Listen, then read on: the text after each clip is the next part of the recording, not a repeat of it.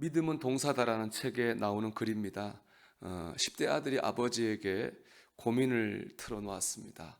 아빠, 나는 자신감이 없어. 그래서 힘들어. 어떻게 하면 자신감을 가질 수 있어?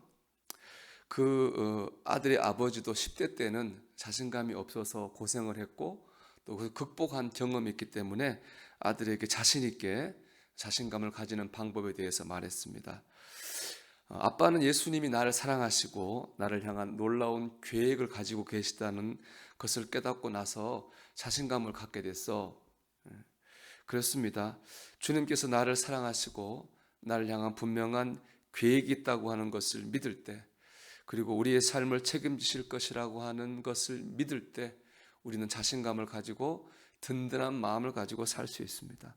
즉, 우리의 삶이 주님을 믿는 믿음 위에 서 있을 때 우리는 든든하고 자신감 있는 삶을 살 수 있습니다. 오늘 말씀은 우리가 믿음 위에 서 있다고 하는 것이 어떤 것인가에 대해서 말씀하고 있습니다. 본문 보면 한 사람이 좋은 포도원을 만들었습니다.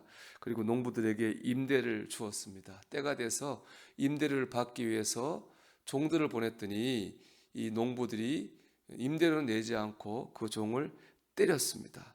결국에는 주인이 자신의 아들을 보냈지만 아들까지 죽였습니다. 자신들이 포도원의 주인이 되려고 했기 때문입니다. 이 말씀이 주신 음성은 첫째로 만든 사람이 주인이라는 겁니다. 현재 이 포도원을 사용하고 있는 것은 분명 농부입니다. 하지만 그들은 주인이 아닙니다. 왜냐하면 그들이 그 포도원을 만들지 않았기 때문입니다.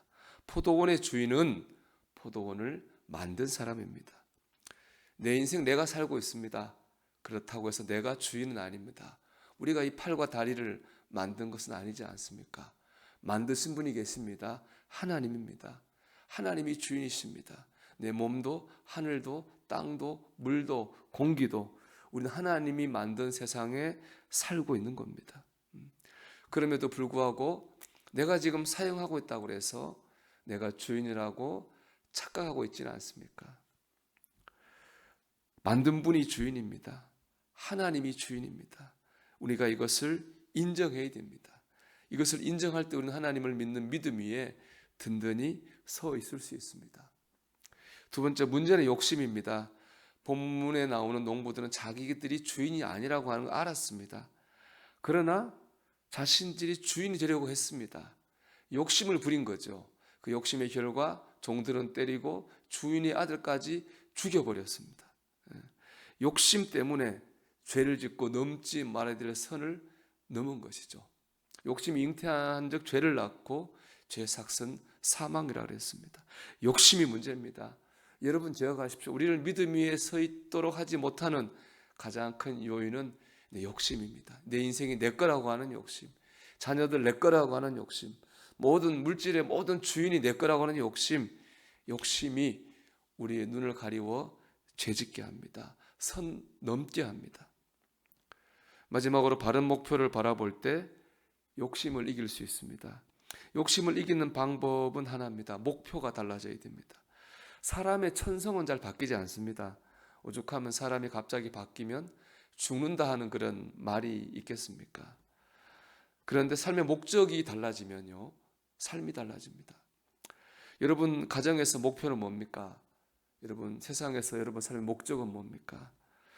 그 목적이 주님을 위해, 주님의 영광을 위해가 되는 그 순간 우리는 우리 속에서 올라오는 이 욕심을 이길 수 있습니다.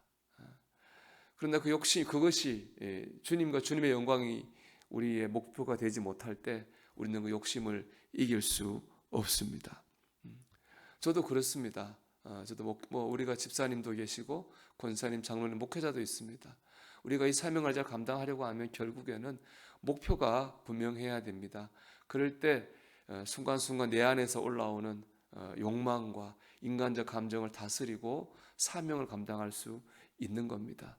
여러분 오늘 하루를 살 때에 목적을 분명히 세우십시오. 오늘도 내가 주님을 위해, 주님의 영광을 위해, 이런 목표를 가질 때 순간순간 내 안에 올라오는 욕망과 인간적인 생각을 다스리게 될 것입니다. 주님을 신뢰하고 온전히 의지할 수 있습니다. 그럴 때 우리의 삶은 주님 위에 서서 든든한 삶을 살게 될 줄 믿습니다. 이사야 26장 3절은 말씀합니다. 주께서 심지가 견고한 자를 평강하고 평강하도록 지키시리니 이는 그가 주를 신뢰함이니이다. 오늘도 주님 믿는 믿음 위에 서서 든든하고 중심 있는 삶을 살아가는 하루가 되기를 주의 이름으로 축원합니다.